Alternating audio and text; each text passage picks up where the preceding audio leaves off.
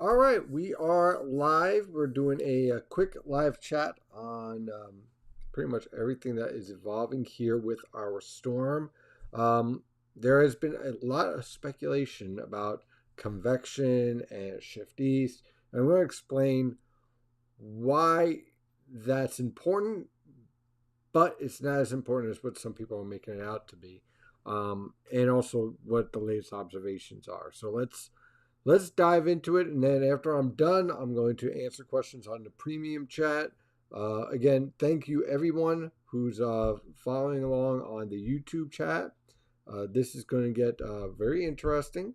The rest of the night, we're going to be doing a live coverage and following up the latest observations, setting up for throughout this entire storm on Twitter, and of course in the premium chat room. And from time to time, I'll drop in with a video or two. But I think this is going to be the primary YouTube video chat for this storm on this scenario. But man, very interesting storm. A lot of interesting observations. So let's dive right into it. And we start off first with our upper level map and upper level winds. I'm just going to refresh this real fast. That's our dishwasher. It's awesome. All right, so here is our upper level winds. Here's what's really catching my eye now. You see this area right here? See this little divergence and diffluence here? This is usually a precursor before this trough goes negatively tilted. You see all of this mass, okay? All the winds. Remember when I was talking about the jet streak? The reason why the jet streak is so important is because it adds mass or weight to the back of the trough. So much like taking a rock and putting it on the back of your boat, the front end of the boat goes up, right? The same thing's going to happen with this trough. It's going to go into a negative tilt, which means that this trough axis aligns like this. Okay? So what that does is that it allows these winds to spread out and leads to what we call divergence and diffluence, which is basically when you take the atmosphere, let's say this is the atmosphere, and you start to stretch it. And when you start to stretch the atmosphere like that, what happens is that you create these little holes and it starts to spread out the atmosphere and allow air at the surface to rapidly rise to fill that. This is called the conservation of mass. You have to have everything balanced out, basically, right? So conservation of mass and energy. That's the basis behind this, basic physics, okay? So what we're seeing now are the telltale signs of that scenario taking place. There's our jet streak setting up. There's our splitting starting to take place with the divergence and diffluence. There's our little kink that's starting to hint of our negative tilt. So pretty much everything that we've been looking for is starting to align and take place. Meanwhile, at 850 millibars, notice our 850 millibar low is consolidating over Virginia and eastern North Carolina. This is really important because you had some model guidance suggesting this would take place out here in the Atlantic, which would pull the storm further east, but that is not happening. What's happening is that it's starting to feel the influence of that negative tilted trough state taking shape. So let's take a look at our surface temperatures, right? The Arctic cold front started to drop through. There is our Arctic air ready to bleed in. We are now around freezing on the coast with snow breaking out. The dew points are matching up to the temperatures. What we're going to see over the next couple of hours are these temperatures are going to be free falling as our storm is organizing. And that's really important because what you're going to see is that as these temperatures start to crash, they're going to interact with all of this warm water right here. Okay, and I mentioned this earlier. I mentioned this in the chat, in the video this morning. All that Arctic air that's crashing and cascading towards the coast is going to run into all this warm water.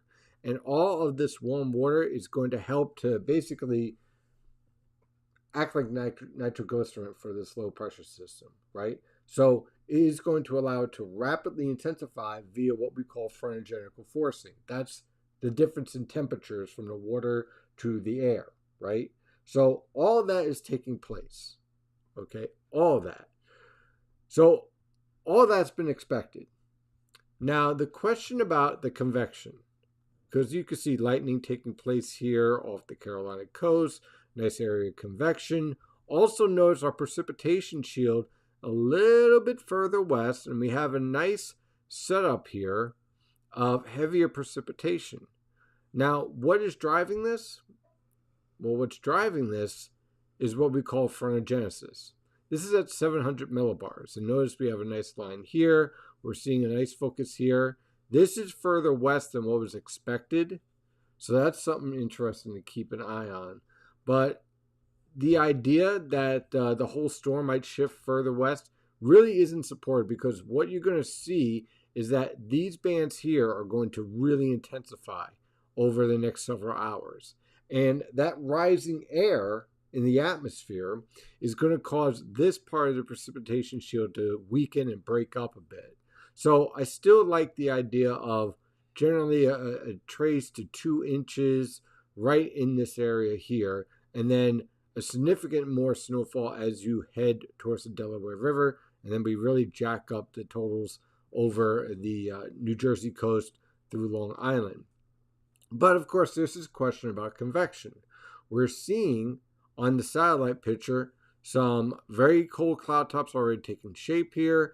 And a lot of people are saying, hey, look, all these cold cloud tops here are already heading out. And so the storm's going to shift east and we're going to miss it, and Armageddon, and people on the weather boards are starting to cry. And it's all crazy, right? Okay. People on the weather forums, chill, okay? Relax. The storm isn't leaving east. Let me explain to you what's happening here. We'll go to the water vapor satellite picture. Okay, so there's our storm at the surface. There's our moisture transport. Oh my God, it's moving east. Not really. Why? Because of this upper level low. Okay, so prop time. We got this and this. Okay, this is going to be our upper level low. This is our surface low, right? Now, if our upper level low was not going to form in time, let's say it just collapsed, it's just an open trough, then Mr. Low Pressure System at the surface via the latent heat release from the thunderstorms would drag out into the Atlantic and exit very quickly because there's nothing to hold it back. But our upper level low, as it rapidly intensifies, anchors this low pressure system and pulls it back west. Okay, so what you're going to end up with on your pressure map is that this low is going to look stretched out. Okay, you're going to likely see the kind of like a dual low pressure system structure. Now, mesoscale models do a really crappy job of handling this process because their focus is everything at the surface because it's a mesoscale model. So as a result, it puts a lot more weight on a lot of the convection, a lot of the thunderstorms. And so what it does is that it puts the strongest low pressure system by the thunderstorms and the weaker one by the upper level dynamics.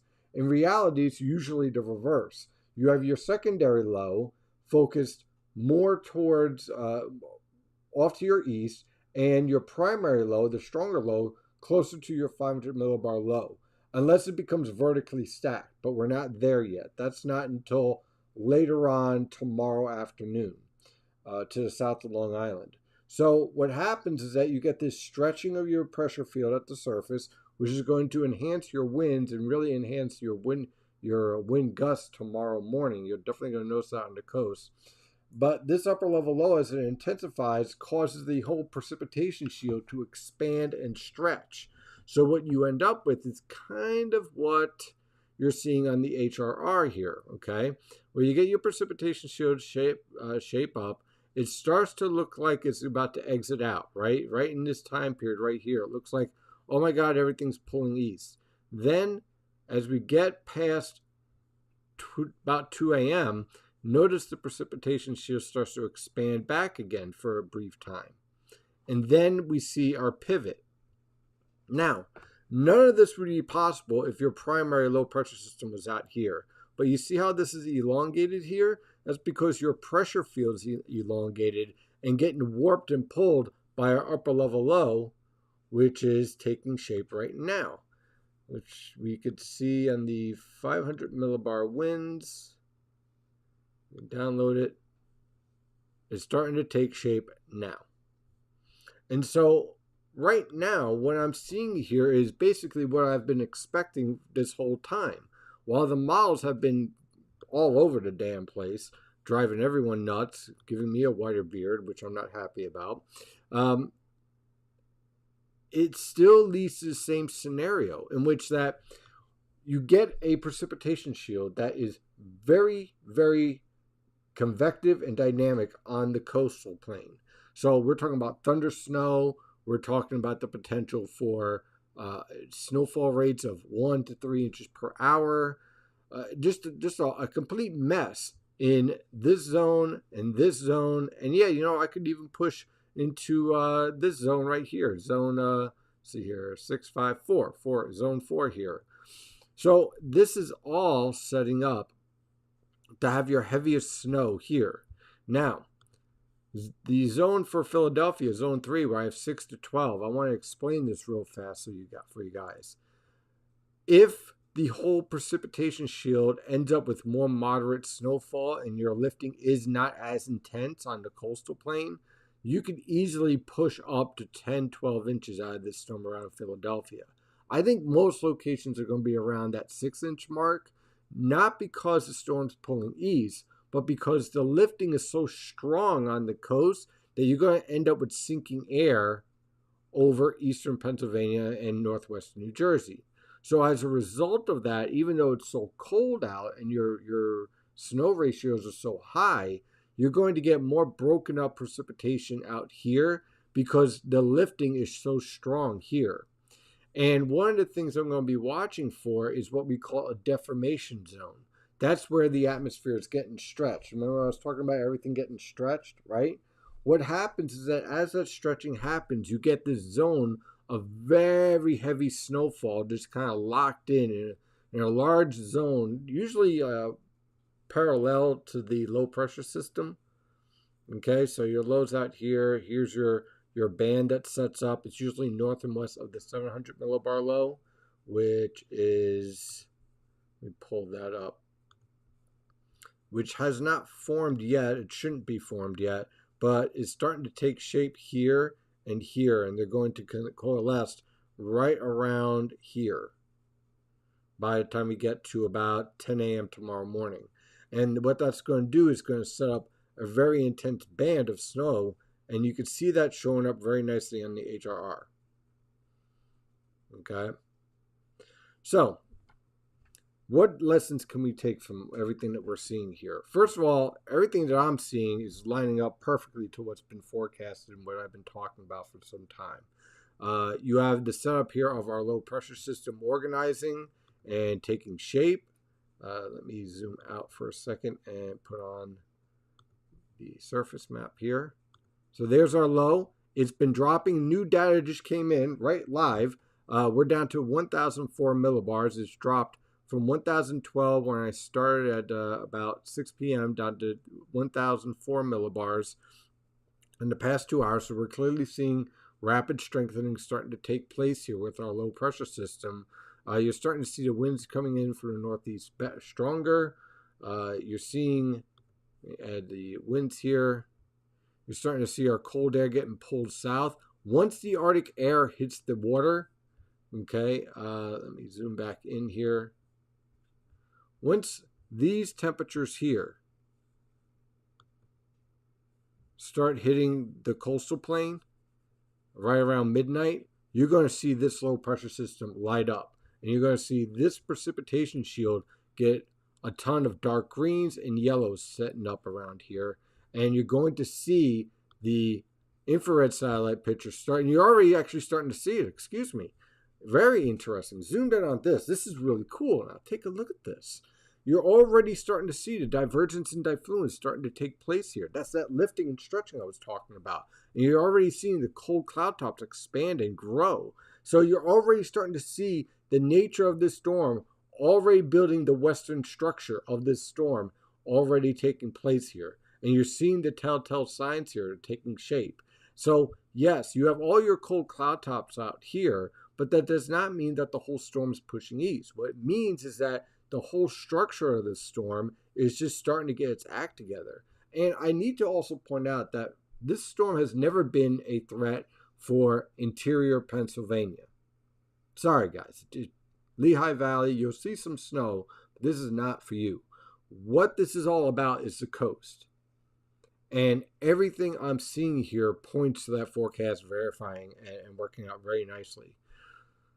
So yeah, I mean, everything that's taking place here, I continue to see we're really going to be in the thick of it, especially once we get to midnight. And of course, I will be here. You can follow along on Twitter, and we're definitely going to see some pretty good snowfall out of it. I think this forecast is going to verify very nicely. And I think that tomorrow morning, if you have plans, I'd cancel them. And this storm should be clearing out sometime between basically from 12 p.m. to 4 p.m. It'll clear out from west to east. So now I will take your questions, and we'll go from there. A lot of good questions on the premium chat, so let's take it out.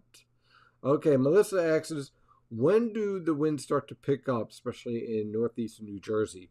I'm looking for the winds to really start to take hold and really increase after midnight. I think they'll really get strong as we head towards about 4 a.m. They'll start coming in from the north around 10 to 20 miles per hour and starting to gust to 30 miles per hour. Tomorrow morning around 8 a.m., do not be surprised to see some wind gusts pushing around 50 miles per hour, especially right along the coastal plain. Those of you in Long Island and on the Jersey Shore, be prepared for coastal flooding. Precip looks really far west. Is this going to hit areas west of Philadelphia fairly solidly as well? Might drop a foot in the city itself. Well, the precipitation shield itself is definitely more expansive and more robust, especially around North Carolina than what was originally expected. There's no doubt about that. But right now, in terms of the development of the storm, while there is an expansive precipitation shield, more so than what was expected earlier, the theme that's important here is that your heaviest precipitation's right along the coast. If I start to see these bands setting up, let's say back here, then I would probably take pause and say, wait a minute, something weird is going on. But because we're seeing the focus right along here, that tells me everything I've been looking for is pretty much starting to set up as expected. Okay, for the past 2 hours, it seems as though the precipitation shield is slowly trending south and east. Am I looking at this correctly? Well, I mean, it should be trending east, not so much south. I think what you're seeing is the cold Arctic air infringing on the northern part of this precipitation shield, and that dry air is going to initially push back on the precipitation shield, which is why, again, in the forecast, we have dramatic, notice how I'm going much more expansive in terms of less snowfall up here because of the Arctic air influence and the dry air, which is going to lead to virga up here, than I do for down here. Okay, down here, the thermal gradient is more packed. Out here, it's a little bit more, should I say snow gradient is more packed. And up here, it's more expansive because I think there's going to be more of an influence of virga and dry air. Let's see here. How strong will winds be inland? Inland, not too bad. 10 to 20 miles per hour, gusting at times up to 35 miles per hour. Bless you. What is the highest snow total you could see for the tri-state area? I've seen models estimate as high as 40 inches. Okay, 40 inches, I can't say definitely won't happen, but I'd be shocked if it happens. You would need to have like an intense snow band at like 3 to 4 inches per hour sit over an area for like 6 hours straight and then continue to snow thereafter.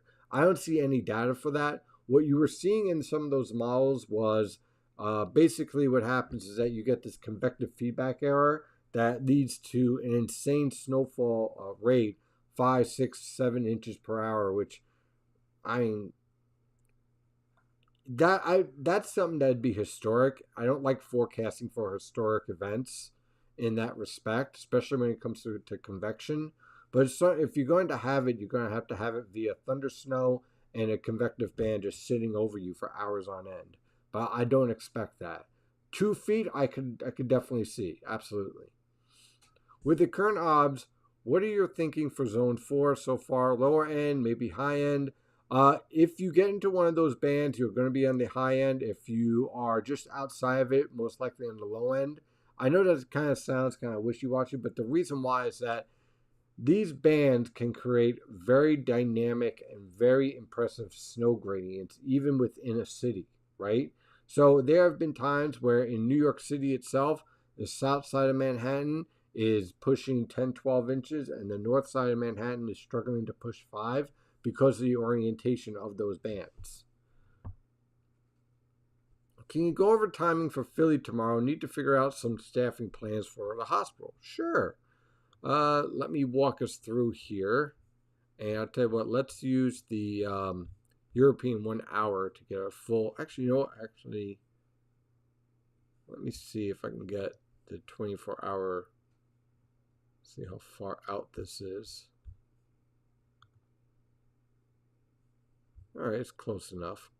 Okay, so our precipitation should, let's see here, continue on through tomorrow morning. So we have snow starting already now.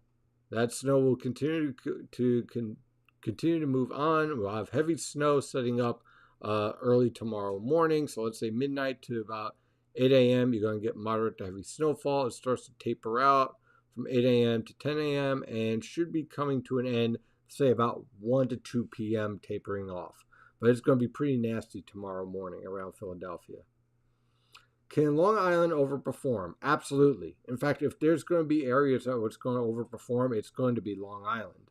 Long Island, southeastern Connecticut, southeastern New England, for some of you guys watching out there, Rhode Island, Massachusetts, southeastern Massachusetts towards Cape, Nantucket, those areas could definitely overperform.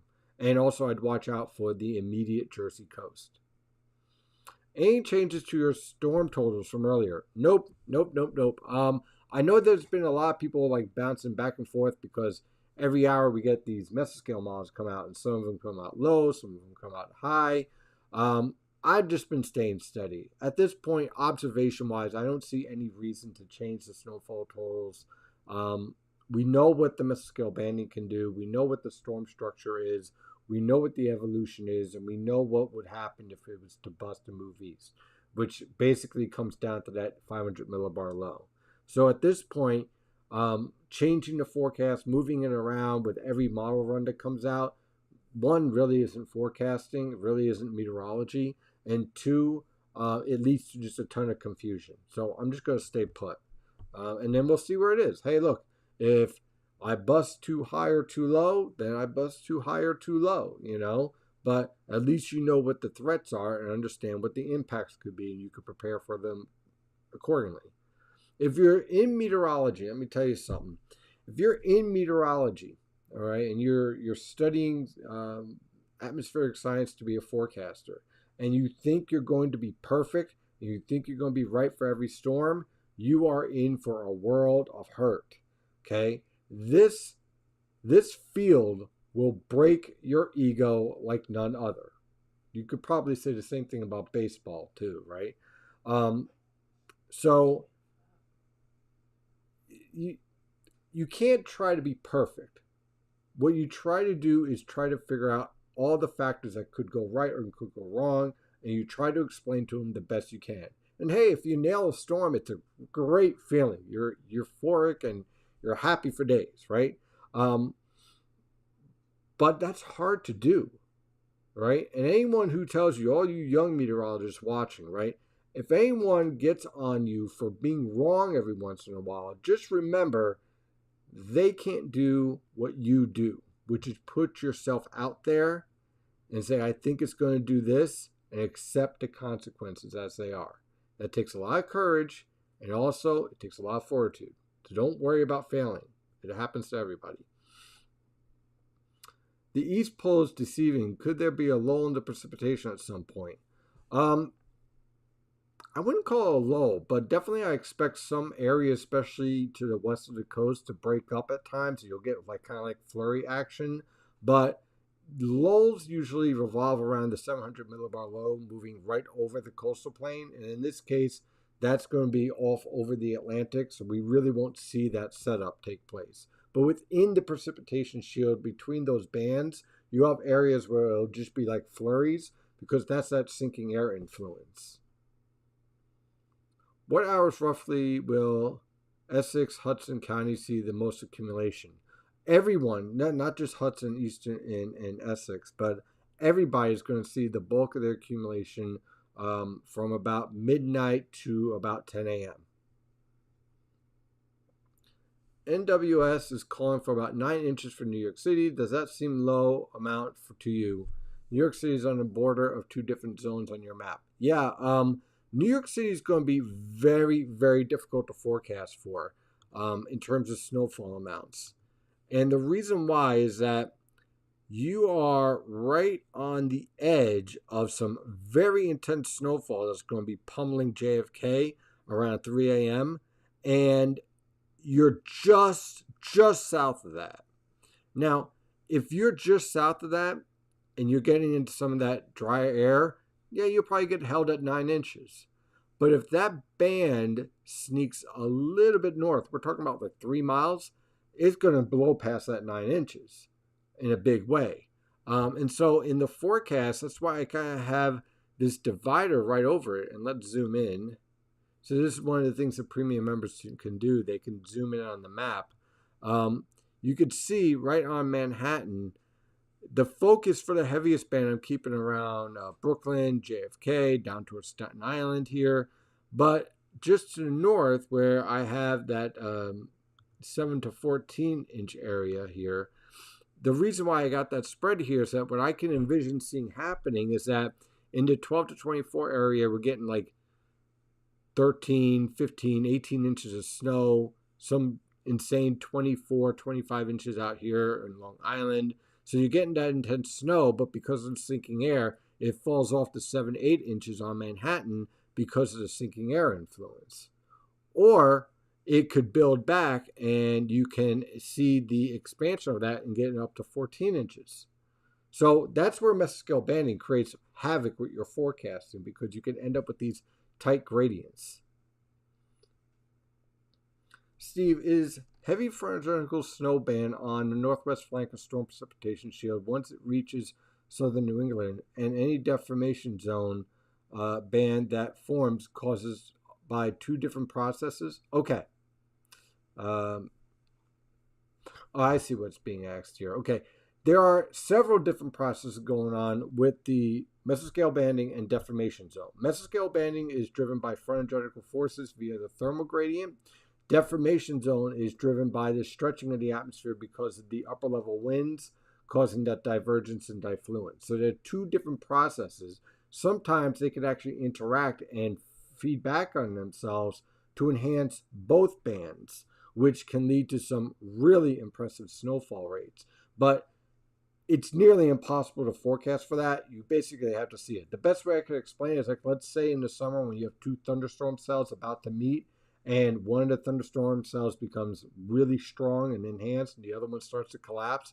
It's kind of that same type of scenario, and it's nearly impossible to forecast for until you get within 30 minutes of the event happening. How far northwest in southern New England do you think that either of those heavy bands will track before collapsing southeast and away as the low moves into the Gulf of Mexico, Gulf of Maine? Gulf of Mexico. That's good. I think that those bands are going to march right through Connecticut and into Rhode Island. And I don't think there's anything that's going to be stopping them. So they're going to be marching straight through Long Island and into Connecticut. American weather is losing their minds, especially about New York City. Any thoughts on Brooklyn and Queens? I am perfectly fine. I don't know why a weather forum loses their mind. I don't know. I'm going to be kind here. Sometimes emotion gets the best of some people. I'll just put it that way. Models have such a convection error as you mentioned. Why hasn't that been factored into the models? We've tried, and there are far smarter meteorologists than myself who are working on these models diligently. But you're talking about, when it comes to convection and latent heat release, very, very fine, very sensitive calculations. And it doesn't take much for there to be an error. The best thing you could do is recognize those errors and try to adjust for them. But the mathematics involved to figure out the processes is very, very difficult. Do I think we'll tackle it? I think we will one day, because the computing is increasing, our ability for resolution is increasing. I do think we'll find a way to overcome latent heat release questions. The problem is not so much the model data or the equations, but we have to continue to improve our data collection, okay? Which is why we sent airplanes out ahead of this storm to collect more data. So we need to do a better job of collecting more data in order to overcome some of these issues. Because no matter how good your model is, bad data in, bad data out. Do you expect geographical features to play a part in areas just west of the coastal plain where the ground rises and air pushes? Not really, not in this storm. Not significantly, no. No, not in this case. I think a lot of the phonogenesis forcing factors are going to overcome any type of orographic lifting influence. Let's see here.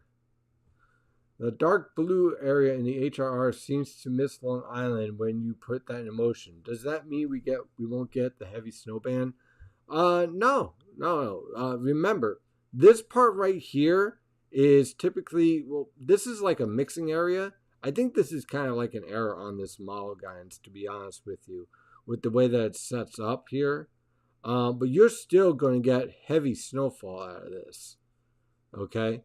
So I wouldn't worry about missing any bands. I think you're going to be just fine. I think those of you in Long Island are going to be pleasantly surprised. For any more snow in Philly, I think it stopped. No, the snow has not stopped. You got a long way to go, Chris. Long way to go. What I mean by that is that you may be seeing some lighter snow right now, but there is plenty of snow on your way, and Philadelphia is reporting light snow right now. No, the storm is, you got all the way through tomorrow morning, Chris.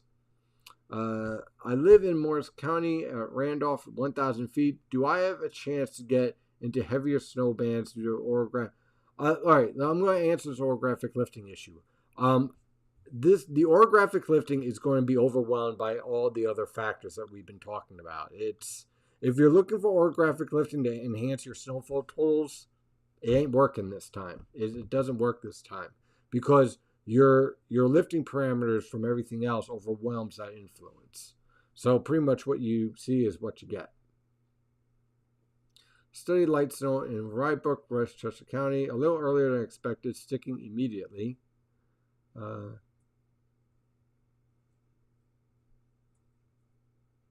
Let's see. Steve, give him a shout out. Oh, okay. Hey, Mike T. I know who we're talking about. If you're listening, you could be here all baseball season and enjoy the weather year round. Yeah, but only for the Mets. I don't want them playing for the Phillies. I know exactly what you're talking about. If Philly is going to get some sinking air, which they will, what's up now at 8:30 stopping snowing? It's just a small break. It's not ending. Yep. You got a lot going on YouTube. There's a lot. Okay. Wow. All right. Wow. 320. Okay. Yeah. Well, we're gonna hit YouTube as soon as I get done with all the questions I got here. I'm premium members, and then we'll take the best question on YouTube. I mean, it's possible no one ends up 100% sinking air to bus and not getting it. Chris, Calm down. Chris, trust me, it's going to snow in Philadelphia. Relax. I know that the season hasn't been the best for you in Philadelphia, but you're going to get your snow. Don't worry about it. Does the 500 millibar low influence the surface load? Yes, that's what we've been talking about. Once it becomes vertically stacked, that's when the storm becomes maximized in its strength, and then it starts to weaken. That's not going to be until tomorrow evening.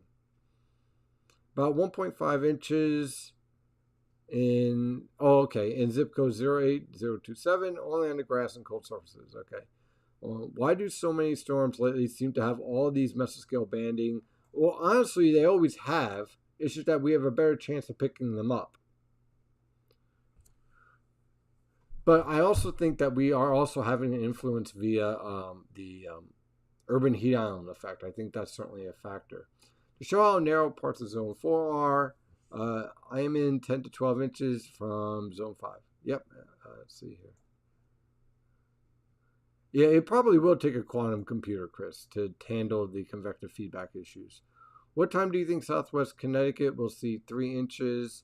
Okay, I think I've already answered that. But basically, look for about 3-4 a.m. Are there any other winter storm threats on the horizon? Nothing immediate, but I'm watching. February is going to be some time to watch, but right now I haven't been focusing on it.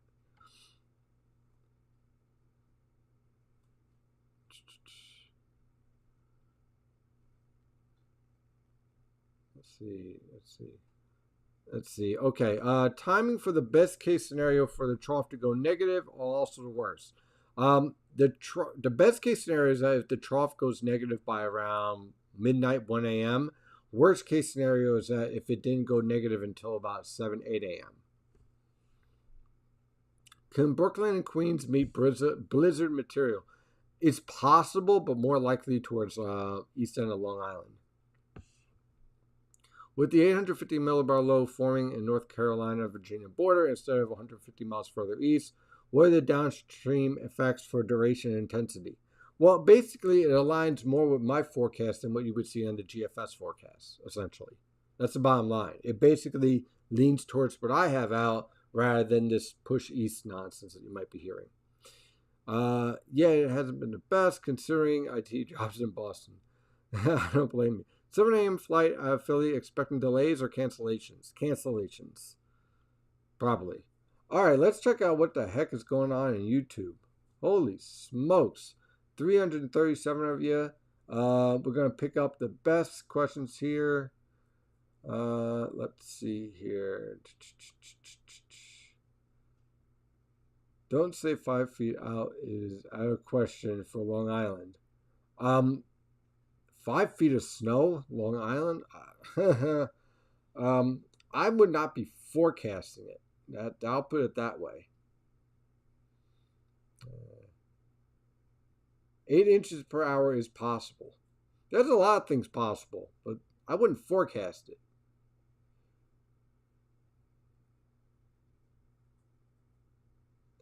Let's see here. There's some really good. I'm trying to find the best one. So how much are we looking at for New York City? Okay, well, we put out the map there. The map, the reason why I put out the map is because that way you can find out. Let's see here. I'm trying to find the best question on YouTube here. Oh, okay. Any signs of shield being more west than modeled? We talked about this a bit. Let me walk you through some of the factors here.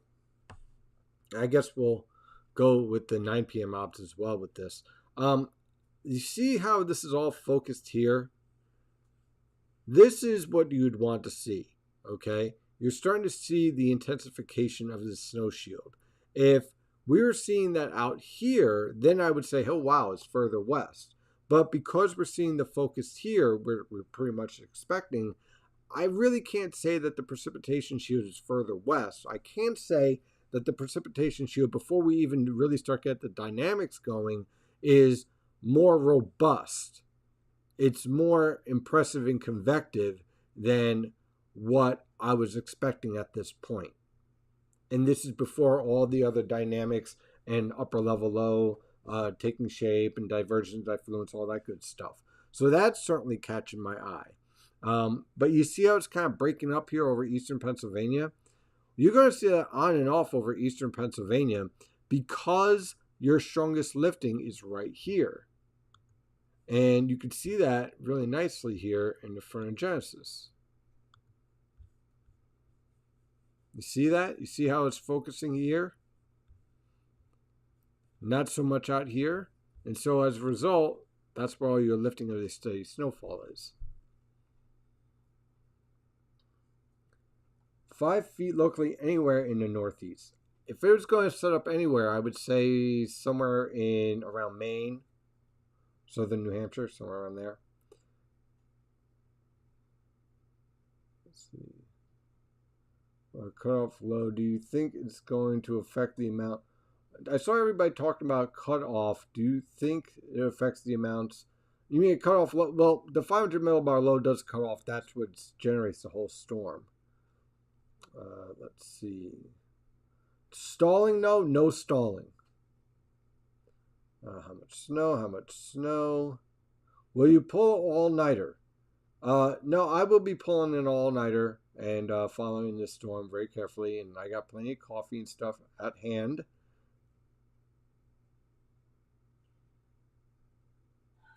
Let's see here. Do you have a donate button? Would love to buy you a beer. I think that that little what? Yeah, the little dollar sign thing. I think you could donate there if you like. How bad will tidal flooding be on the Jersey Shore? Right now, let me see if the National Weather Service. I want to make sure I get the National Weather Service data out on this correctly. Coastal flood warning. And it looks like departure could be as high as 2 feet. Minor, moderate categories. So generally about total tidal flooding about 7.4. And again, you have to combine the factor of moon factor and stuff like that.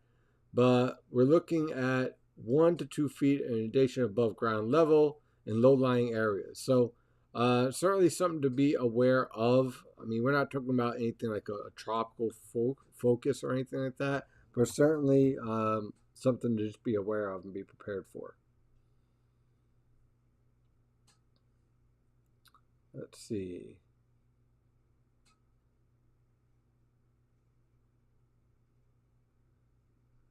Where's the best chance? Okay, where's the best chance for thunder snow? New Jersey coast, Long Island, Connecticut, southern Connecticut.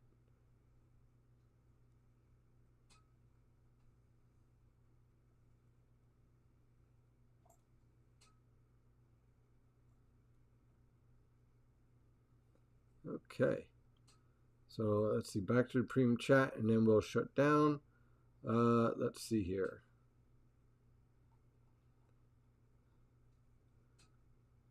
So far. Okay. All right. I think that we got all the questions nailed out. All right. So for the rest of the evening, we're going to be following this storm very carefully on Twitter and giving the latest updates every hour. Also, premium live chat. I'll be taking your questions and answering them all night, and we're going to be following that up. The bottom line is this. Everything about this storm so far is pretty much what I've been expecting. And I'm not really surprised or lowering or raising totals or anything of that nature. The forecast that's in place looks really good right now, in my opinion. I would stay away from overanalyzing mesoscale models right now and go with what you're seeing on the radar and try not to be hyperbolic. Or overly emotional about a little jog west or east. That the overall storm is happening. This is how you know that the storm, if there's an error with the storm, it's going to be very easy to see because you're going to see it at the water vapor satellite picture in that this upper level low that's starting to develop stops developing. That's how you know that the storm is not developing correctly. But literally everything that we're looking at here, all is saying game on. Everything looks good. And I generally like what I'm seeing here and setting up. Otherwise, I would say so. So that's it for tonight for the video chat. I will be live on Twitter and also in the premium chat room throughout the night into tomorrow morning and through tomorrow afternoon until this storm's over. And then I am going to sleep for a long time.